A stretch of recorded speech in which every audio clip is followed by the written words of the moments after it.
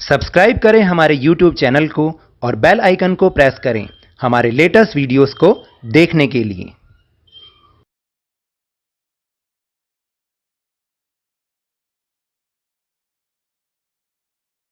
Hello and welcome to Lavnish sir की class.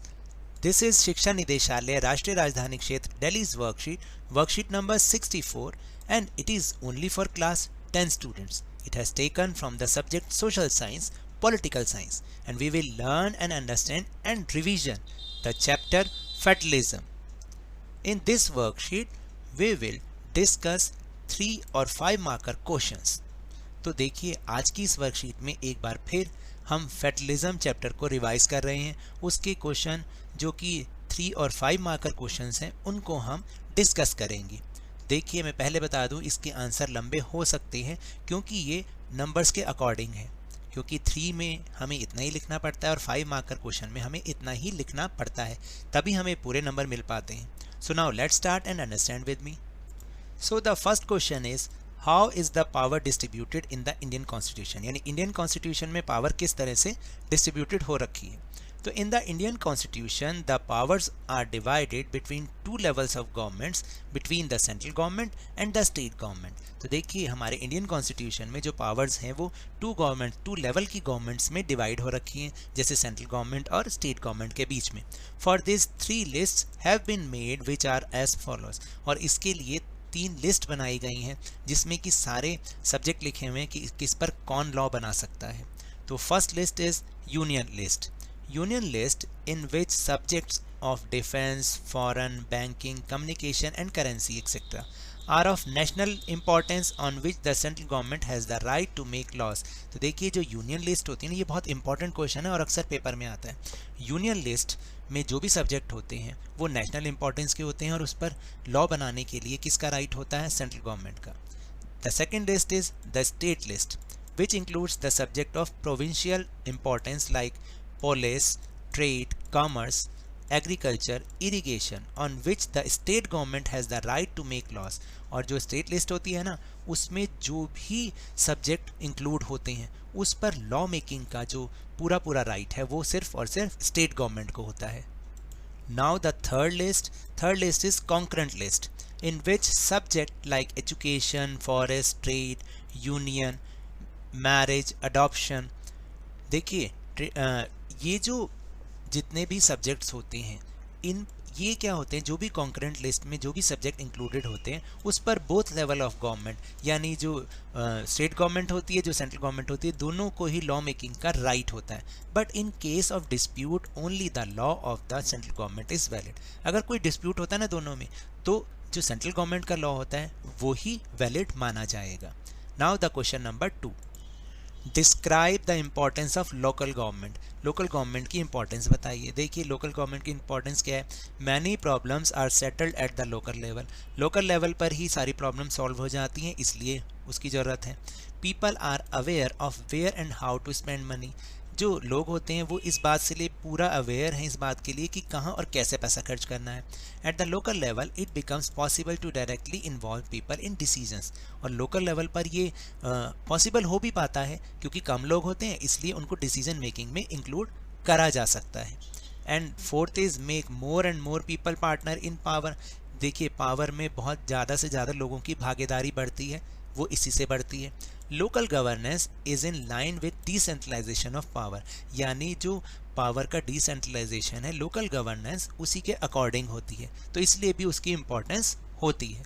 Now the question 3, what do you understand by federalism, explain with examples. तो देखिए what is federalism, when the power is divided between 2 or more levels of governments it is called federalism.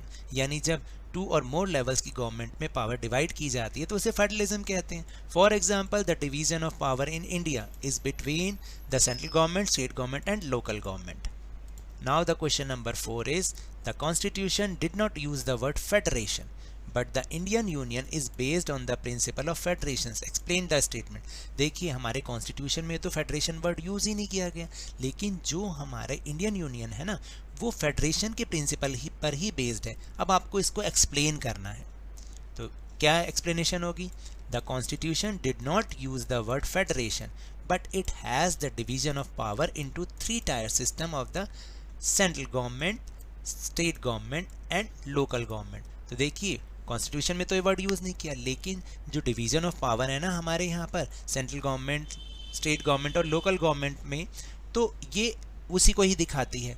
The Constitution of India has also mentioned the distribution of legislative powers in the form of three lists, namely union list, state list and concurrent list. As we have discussed earlier in the first question, जो three list है ना, union list, state list और concurrent list, तो वो इसी को ही दिखाती हैं. So each level of government has its own jurisdiction to legislate. तो इसलिए हम ये बोल सकते हैं that is why we call the Indian Union is based on the principle of federations. Now the question number 5, which is of 5-marker question. Critically analyze the center-state relations prior to 1990 and after. आपको 1990 से पहले centre government और state government के relations और उसके बाद उनको analyse करना है कि यानी वो पहले कैसे थे और अब कैसे हैं. Prior to 1990, except for once, the Congress ruled at the center for about 40 years. These were the years when the single party made the government. तो देखिए 1990 से पहले सिर्फ एक बार को छोड़ दें तो कांग्रेस ने लगभग 40 इयर्स तक रूल किया है, और ये वो ईयर्स थे जब केवल एक ही पार्टी गवर्नमेंट बनाती थी. The government at the center ruled the states with biased views. It supported those states which had a government formed by the same party. तो देखिए उस समय जो गवर्नमेंट होती थी सेंट्रल गवर्नमेंट, वो क्या करती थी, स्टेट गवर्नमेंट के साथ बायसली काम करती थी, मतलब पक्षपातपूर्ण काम करती थी, और उन्हीं के साथ अच्छा बर्ताव करती थी जिस स्टेट में उन्हीं की पार्टी ने गवर्नमेंट बनाई हुई हो. The third point is the rise of regional politics in many states has changed the center-state relations significantly after 1990. तो देखिए 1990 के बाद ये सिनेरियो कैसे चेंज हुआ कि जब धीरे धीरे रीजनल पॉलिटिक्स भी बहुत सारे स्टेट्स में ऊपर आने लग गई, यानी फैलने लग गई, उनका उदय होने लग गया. This was also beginning the era of coalition governments at the centre. और ये वही समय था जब सेंट्रल गवर्नमेंट में भी कोलिशन गवर्नमेंट बननी शुरू हो गई, यानी सेंट्रल गवर्नमेंट में जो एक बड़ी पार्टीज थी उन्होंने छोटी पार्टीज को अपने साथ मिला के गवर्नमेंट फॉर्म की. Since no single party got a clear majority in the Lok Sabha, major national parties had to enter into an alliance with many small regional parties. Hence, regional parties do take care of their states. तो देखिए अब इस 1990 के बाद किसी भी party को clear majority नहीं मिलती थी लोकसभा में, तो इसलिए जो बड़ी बड़ी नेशनल पार्टीज थी ना, उनको क्या करना पड़ता था, छोटी रीजनल पार्टीज के साथ अलाइंस करना पड़ता था. तो इस तरह से ये सेंटर स्टेट रिलेशन चेंज होते गए. This led to a new culture of power sharing and respect for the autonomy of state government. तो देखिए इस चीज़ ने जो स्टेट गवर्नमेंट के प्रति जो भी रिस्पेक्ट थी और उनके साथ पावर शेयरिंग का एक नया कल्चर शुरू किया. Now the sixth question, explain the constitutional amendments of 1992 that established local governments in India. तो देखिए आपको ये बहुत इंपॉर्टेंट क्वेश्चन है, आप नोट कर लीजिए, ये पेपर में मैनी टाइम्स क्वेश्चन आता है ये वाला. तो ये बताना है कि 1992 में कॉन्स्टिट्यूशनल अमेंडमेंट किए गए, कौन से कॉन्स्टिट्यूशनल अमेंडमेंट किए गए ताकि लोकल गवर्नमेंट इंडिया में फॉर्म हो सके और वो और ज़्यादा स्ट्रेंथन हो सके. तो local level government was strengthen only after the 1992 constitutional amendments, यानी 1992 के बाद ही ये लोकल गवर्नमेंट और ज़्यादा मजबूत हो पाई. दीज अमेंडमेंट्स आर फॉलोइंग, ये अमेंडमेंट्स नीचे लिखे हैं. First amendment is it is mandatory to hold local bodies election regularly, यानी लोकल बॉडीज़ के इलेक्शन करवाने रेगुलरली ज़रूरी हैं. At least 1/3 of seats are reserve for women, women के लिए 1/3 सीट्स को रिजर्व करना ही पड़ेगा. An independent body called state election commission has been form to conduct panchayat and municipal election in every state. तो हर स्टेट में पंचायत और म्यूनिसिपल कॉरपोरेशन के इलेक्शन को कंडक्ट कराने के लिए एक इंडिपेंडेंट बॉडी होगी जिसका नाम होगा स्टेट इलेक्शन कमीशन, और state governments will have to share some of their revenue and rights with local bodies, यानी लोकल गवर्नमेंट के साथ स्टेट गवर्नमेंट को अपना कुछ रेवेन्यू और राइट्स को शेयर करना पड़ेगा। तो ये 4 अमेंडमेंट्स थे, ये बहुत इंपॉर्टेंट क्वेश्चन है। Now the question number 7, how challenge of language policy was tackled in India, यानी लैंग्वेज पॉलिसी को किस तरह से टैकल किया गया इंडिया में। The challenge of language policy was faced in India in following ways, और यहाँ टैकल्ड भी लिख सकते हैं। First is our constitution did not accord the status of a national language to any one language, यानी हमारे constitution ने किसी भी लैंग्वेज को नेशनल लैंग्वेज का दर्जा नहीं दिया। Hindi was identified as the official language, Hindi को ऑफिशियल लैंग्वेज ही बनाया गया। But Hindi is the mother tongue of only 40% of Indians, तो लेकिन जो हिंदी थी वो तो केवल 40% इंडियंस की ही मदर टंग है। Therefore several measures were taken to protect other language, तो इसलिए अदर लैंग्वेजेस को प्रोटेक्ट करने के लिए बहुत सारे और मेजर्स अपनाए गए। Apart from Hindi 21 other languages were recognised by the constitution as scheduled language. तो देखिए, हिंदी के अलावा 21 अन्य भाषाओं को भी हमारे कॉन्स्टिट्यूशन ने अनुसूचित भाषाओं का दर्जा प्रदान किया है। Now the question number 8, how is power shared in a coalition government. तो do you know what is coalition government? When 2 or more parties form together a coalition or alliance to to contest election and make government, it is called coalition government। यानी जब 2 और 2 से ज़्यादा parties जो होती हैं, political parties, वो एक अलाइंस बना के इलेक्शन लड़ती हैं और गवर्नमेंट फॉर्म करती हैं, तो उसको हम कोलिशन गवर्नमेंट कहते हैं। A coalition is a group of same interest और same ideology political parties that contest elections to gain power by forming alliances. मैंने अभी यही आपको समझाया कि कोलिशन क्या होता है, सेम इंटरेस्ट वालों का या सेम आइडियोलॉजी वाली पॉलिटिकल पार्टीज़ का एक ग्रुप होता है जो कि साथ में इलेक्शन लड़ते हैं ताकि वो पावर गेन करके जो है वो अलाइंस बना के वो पावर गेन कर सकें, दैट मीन्स गवर्नमेंट फॉर्म कर सकें। Power is shared between the various political parties involve in the alliance. फिर जब गवर्नमेंट बन जाती है तो जितनी पार्टीज उसके अंदर होती हैं तो उनमें पावर शेयर किया जाता है, और each decision is taken on the basis of the consent of the all political parties involve in the alliance. तो देखिए, अलायंस में शामिल सभी पार्टियों से फिर उनकी कंसेंट लेकर ही हर डिसीजन लिया जाता है। In this way power is shared in the alliance और coalition government. Now question number 9 is state any 2 achievements and any 2 challenges of Panchayati Raj system। तो achievements क्या हैं? देखिए, the introduction of local governments has helped deepen the roots of democracy in India, यानी democracy की root को और deep करने के लिए ये लोकल गवर्नमेंट बहुत हेल्प करती हैं।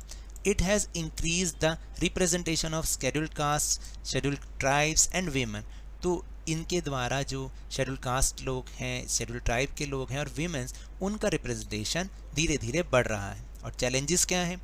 Gram sabhas, block samitis and district council do not hold their meetings regularly even after elections are held regularly. देखिए, इलेक्शन रेगुलरली होने के बावजूद भी जो ग्राम सभा होती हैं या ब्लॉक समितिज होती हैं या डिस्ट्रिक्ट काउंसिल होती है, वो अपनी मीटिंग समय समय पर रेगुलरली नहीं कर पा रही हैं, नहीं करती हैं। And the second challenge is most of the state governments are not ready to provide powers to the local governments, nor do they provide funds to them according to their needs। और जो बहुत सारे states में क्या होता है कि वो अपनी पावर को लोकल गवर्नमेंट के साथ शेयर ही नहीं करते और ना ही उनकी नीड के अकॉर्डिंग उनको फंड्स प्रोवाइड करते। तो ये चैलेंजेस हैं। Now the question number 10 is promotion of Hindi continues to be the official policy of Government of India। elucidate मतलब इसको एक्सप्लेन करना है आपको कि प्रमोशन ऑफ, तो देखिए ये बताया, इसमें पूछा गया है कि जो भारत सरकार है उसकी ऑफिशियल पॉलिसी हिंदी को ही प्रमोट करना है और उन्होंने इस चीज़ को जारी भी रखा है, इसको आपको एक्सप्लेन करना है। तो आंसर इज पॉइंट वाइज लिखना है। According to the constitution the use of English for official purpose was stopped in 1965। देखिए, कॉन्स्टिट्यूशन के अकॉर्डिंग जो इंग्लिश का यूज़ है ऑफिशियल पर्पस से वो 1965 में स्टॉप हो गया था। However many non Hindi speaking states demanded that English should continue to be used. तो यह हालांकि जो बहुत सारे नॉन हिंदी स्पीकिंग स्टेट्स हैं ना, उन्होंने ये डिमांड रखी कि इंग्लिश को कंटिन्यू रखा जाए.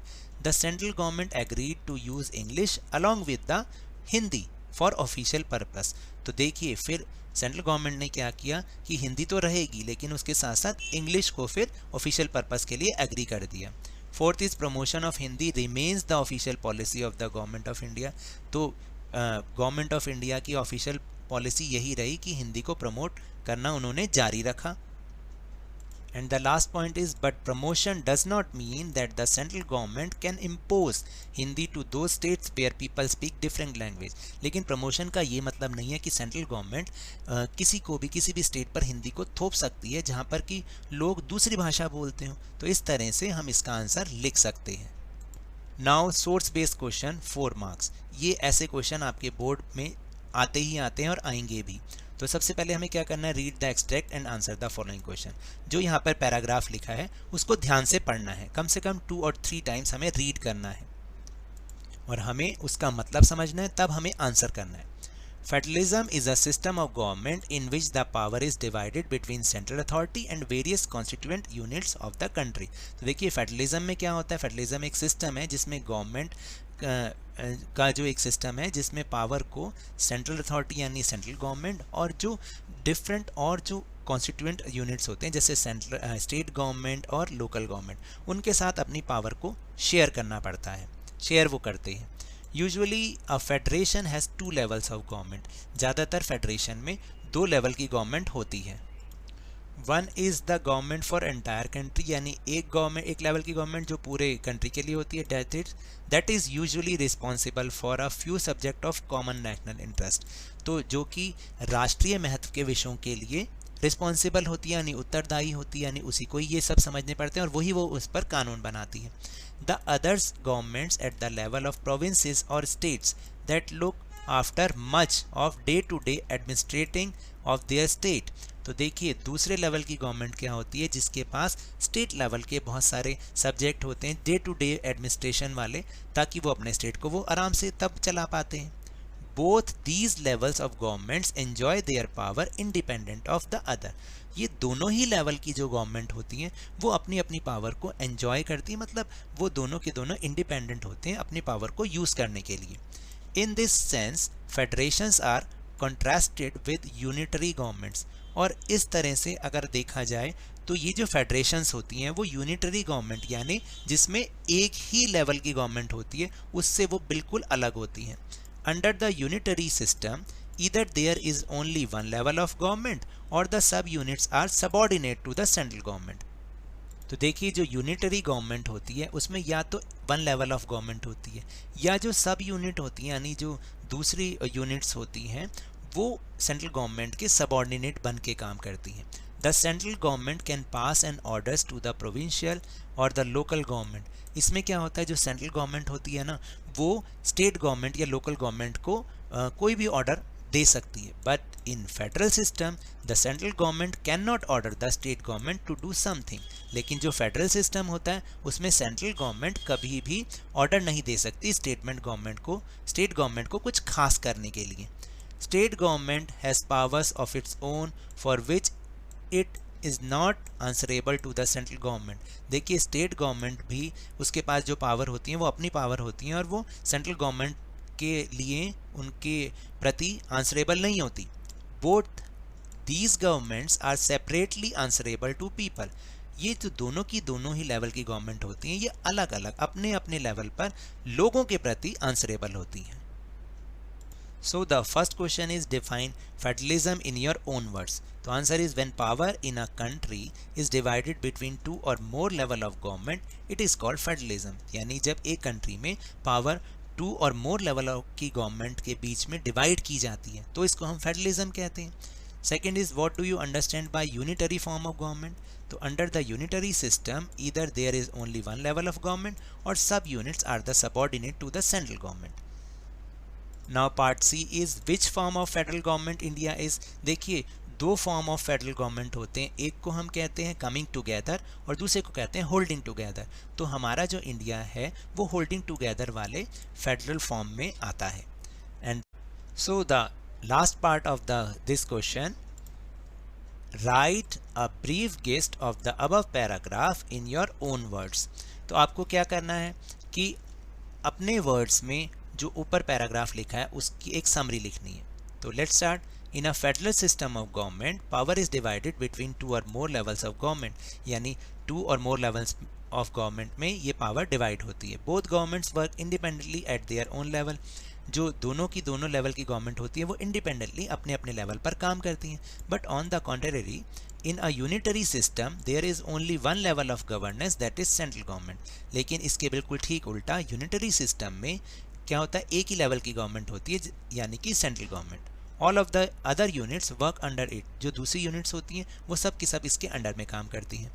But in the federal system the state government does not work under the central government. तो देखिए, जो फेडरल सिस्टम होता है उसमें स्टेट गवर्नमेंट कभी भी सेंट्रल गवर्नमेंट के अंडर में काम नहीं करती. But the both governments work independently on their own level.